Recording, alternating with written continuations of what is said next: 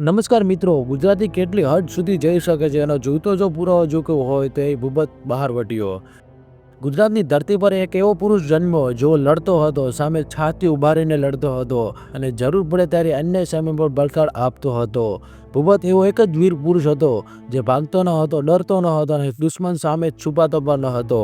ઇતિહાસમાં અનેક એવા પ્રસંગો નોંધાયેલા છે જ્યાં ભૂપતે રાજાઓની સેના સામે અને અંગ્રેજોની તાકાત સામે એકલો જોઈને ટક્કર લીધી હતી. ગુજરાતના જાણીતા ઇતિહાસકાર અને લેખક વિષ્ણુ પંડ્યા જ્યારે ભૂપત વિશે બોલે છે ત્યારે તેની આંખોમાં જનૂન ઝળહળે છે. તેઓ કહે છે કે એક સમય એવો હતો જ્યારે ભૂપત માત્ર પ્રજાનું જ નહીં પણ રાજા, મહારાજા અને અંગ્રેજની સેના સામે પણ થાકી ગયો હતો. ભૂપતને પકડવા આવેલા અંગ્રેજો પણ ખાલી હાથે પાછા ફર્યા હતા. ત્યારબાદ ભારત સરકારને પણ ભૂપતે પરસેવો પાડી દીધો હતો, છતાં પણ ભૂપત ક્યારેય જીવતો હાથમાં આવ્યો નહીં. અને તેથી જ વિષ્ણુ પંડ્યા દ્રઢ શબ્દોમાં કહે છે કે મને લાગે છે કે 20મી સદીનો છેલ્લો સાચો બહાદુર જો હોય તો એ ભૂપત બહારવટીયો હતો. તો મિત્રો, આજે ખૂંખાર એ ભૂપત બહારવટીયા વિશેની આપણે વાત કરવાની છે. તો વિડીયોને તમે અંત સુધી જોતા રહેજો, કારણ કે વિડીયો બહુ રોમાંચક અને આકર્ષક થવાનો છે. વાત સહેજ પણ ખોટી નથી. ભૂપત બહારવટીયો 56ની છાતી સાથે લડતો, રજવાડાઓ માટે લડતો અને રજવાડાઓ સામે પણ લડતો. તે શૌર્યવાન હતો અને એની અંદર કપટીપણું પણ હતું. તે સમજદાર હતો ને એટલે સહનશીલ પણ એટલો જ હતો. એને ક્યારેય નક્કી નહોતું કર્યું કે હું ડાકુ બનીશ, પણ એની જિંદગી એવી વળાંક પર આવી એને ના છૂટકે ડાકુગીરીનો રસ્તો અપનાવવો પડ્યો. જો કેટલીક ઘટનાઓ ન બની હોત તો કદાચ આજે આપણે એને ડાકુ તરીકે નહીં પણ આઝાદ ભારતની પહેલી ઓલિમ્પિક ટીમના ખેલાડી તરીકે ઓળખતા હોત. પણ સંજોગો એવા ન હતા, તેથી એના કપાળે બહારવટીયો એવો ટેગ લાગી ગયો હતો. ગુજરાતના જાણીતા ઇતિહાસકાર વિષ્ણુ પંડ્યા કહે છે કે ગુજરાતમાં જેટલા ડાકુઓની વાત થાય છે એમાંના મોટા ભાગના કપડો કલ્પિત લાગે છે, પણ ભૂપત એક એવો માત્ર ડાકુ હતો જેના પુરાવા 50-60 વર્ષ પહેલાના ઇતિહાસમાં જોવા મળે છે. ભૂપતનો ભોગ બનનાર લોકો આજે પણ સૌરાષ્ટ્રમાં જીવતા છે અને ભૂપતની મદદથી સુખી થયેલા લોકો આજે પણ જીવતા છે. એનો અર્થ એ છે કે ભૂપત માત્ર ડાકુ ન હતો, એ ન્યાય અને વેર વચ્ચે જીવતો માણસ હતો. વિષ્ણુ પંડ્યા કહે છે કે આવતા 10-15 વર્ષમાં આ માણસની શૌર્યગાથા એક દંતકથા બની જશે. કોઈ માનવા તૈયાર નહીં થાય કે ગુજરાતમાં ભૂપતસિંહ બહારવટીયા નામનો એક સાચો ડાકુ હતો, જેના નામથી અંગ્રેજ અને રાજાઓની સેના પરસેવો છૂટી જતો અને ગીરના સિંહ પણ એનો રસ્તો આપી દેતા. એવો ભૂપતસિંહ બહારવટીયો હતો. એ સમયગાળામાં રજવાડાનું રાજ હતું અને અંગ્રેજ શાસકો લગાન વસૂલતા હતા અને રાજાઓનું રક્ષણ આપતા હતા. રાજાઓ નામના રાજવી હતા, પણ સાચી તાકાત અંગ્રેજોના હાથમાં હતી. ગુજરાત અને સૌરાષ્ટ્રની ભૂગોળ પણ એ સમયમાં અલગ હતી અને એ સૌરાષ્ટ્રમાં અમરેલી જિલ્લામાં બરવાળા ગામ, એ ગામમાં સન 1920માં ભૂપતસિંહનો જન્મ થયો. ભૂપતસિંહની અટક બુબુ હતી, પણ એવી હકીકત હતી કે પરિવાર સાથે જોડાયેલો હતો, શક્તિશાળી ક્ષત્રિય ચૌહાણ ખાનદાન સાથે. ભૂપતસિંહના વડદાદા વીરભદ્રસિંહ ચૌહાણ ઉત્તર ગુજરાતમાં બબુ ગામના સુબેદાર હતા. તેમના શાસનકાળમાં 16 ગામ આવતા હતા અને એમના સારા શાસનના કારણે લોકો તેમને વીરભદ્રસિંહ બબુવાળા કહેવા લાગ્યા અને એ નામ કાળક્રમે અટક બની ગયું બુબુ. અને ભૂપતસિંહને પણ અટક ગમતી ન હતી અને ગર્વથી પોતાને ભૂપતસિંહ ચૌહાણ કહેતો હતો. ભૂપતસિંહનો જન્મ બરવાળા ગામમાં થયો હતો અને મોટા ભાગનું બાળપણ એ વીત્યું વઘણિયા ગામના દરબારના ઘરે. ધીમે ધીમે ભૂપત એ રાજવી પરિવારનો ખાસ માણસ બની ગયો, એવો કે દરબાર કોઈ પણ મહત્વનો નિર્ણય ભૂપતને પૂછ્યા વગર લે નહીં. ભૂપતને દેશી રમતોનો ભારે શોખ હતો. દરબારે પણ એની રમતગમતની કળા વિકસાવવા દીધી હતી. એ દિવસોમાં રાજ્યો વચ્ચે ઓલિમ્પિક જેવી સ્પર્ધાઓ થતી હતી અને સ્પર્ધામાં વઘાણિયાનું પ્રતિનિધિત્વ ભૂપતસિંહ કરતો હતો. અર્થાત એક એવો માણસ જે આગળ થઈને ડાકુ બન્યો અને એ જ સમયે ઓલિમ્પિક સ્તરના ખેલાડી બનવા જતો હતો.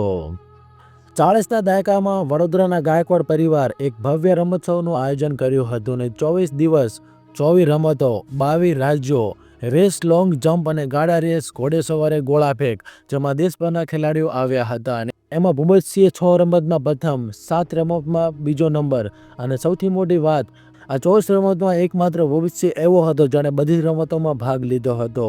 એટલે કે એ રમોત્સવમાં ભૂપતસિંહનું વિશેષ સન્માન કરવામાં આવ્યું હતું.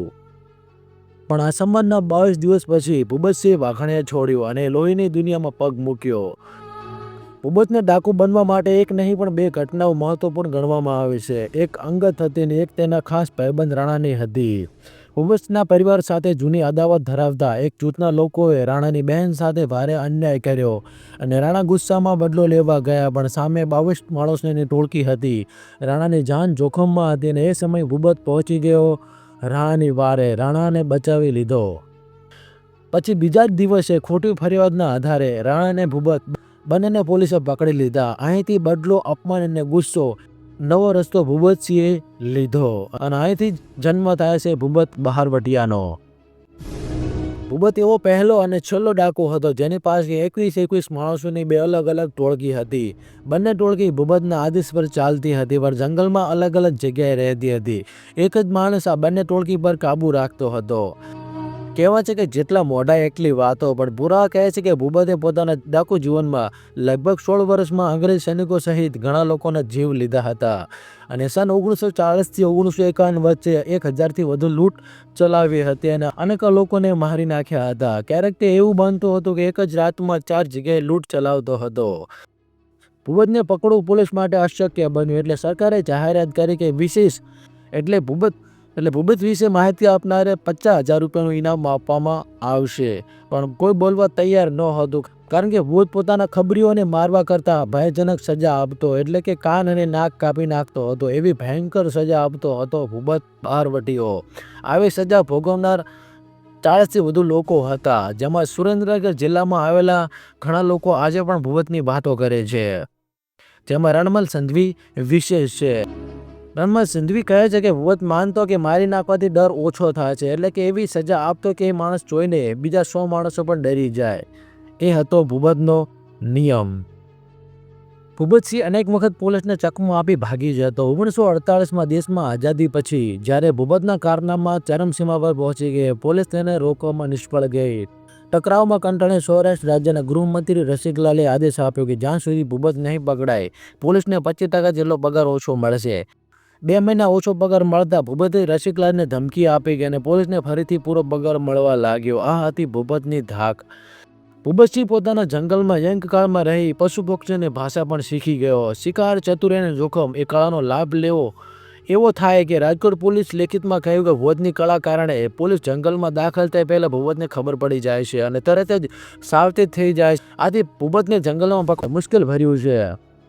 એક વખત પોલીસ અને ભૂપતનો પીછો કરતી કરતી જંગલની અંદર ઘૂસી ગઈ. ચારે બાજુથી પોલીસની ટુકડીઓ, ભાગવાનો કોઈ રસ્તો નહીં. એ સમયે ભૂપતસિંહે એવો નિર્ણય લીધો કે સાંભળીને આજે પણ લોકો ચોંકી જાય છે. ભૂપત સીધો ઘૂસી ગયો સિંહની બોર્ડમાં. તે 1.5 દિવસ સુધી સિંહના પરિવાર સાથે જ બોર્ડમાં છુપાયો રહ્યો. પોલીસ જંગલ ખૂંદતી રહીને ભૂપત સિંહની બોર્ડમાં શાંતિથી છુપાઈને બેઠો હતો. પછી ભૂપતે આ વાત પોતાના સાથીઓને કહીને સાથીઓ ગીરના જંગલમાં કનાકાઈ માતાજીના મંદિર પાસે રહેતા આહિર અને ભરવાડોને કહીએ. વાત ફેલાતી પોલીસે ખાતા સુધી પહોંચી અને જ્યારે પોલીસ અધિકારીઓ વાત સાંભળી અને એમની બુદ્ધિ બહેર મારી ગઈ હતી. જૂનાગઢ વન વિભાગમાં ફરજ બજાવી ચૂકેલા નિવૃત્ત ફોરેસ્ટ ઓફિસર જાણીતા ઇતિહાસકાર MB વાઘેલા કહે છે કે સિંહની બોર્ડમાં સિંહ સિવાય કોઈને પ્રવેશ મળતો નથી. આ પરથી સાબિત થાય છે કે ભૂપત ખાલી દેખાવનો માણસ ન હતો અને જીગરનો તે સાચો સિંહ હતો. સન 1942માં ડાકુ ભૂપતસિંહ પોતાના જમણા હાથ સમાન 3 સાથીઓ સાથે દેશ છોડીને નીકળી ગયો. કચ્છના રણમાંથી પસાર થઈ તે પહોંચ્યો પાકિસ્તાન. ભૂપતને ના તો મૃત્યુનો ડર હતો, ના તો પોલીસથી ભાગવાનો કોઈ ઈરાદો, પણ કેટલીક એવી ઘટનાઓ બની એને એવું લાગ્યું કે પાકિસ્તાન જવું સારું રહેશે. એની ઈચ્છા હતી કે થોડા સમય પછી તે પાછો પોતાના ભારત એટલે કે હિન્દુસ્તાનમાં આવી જશે, પણ એ શક્ય બન્યું નહીં.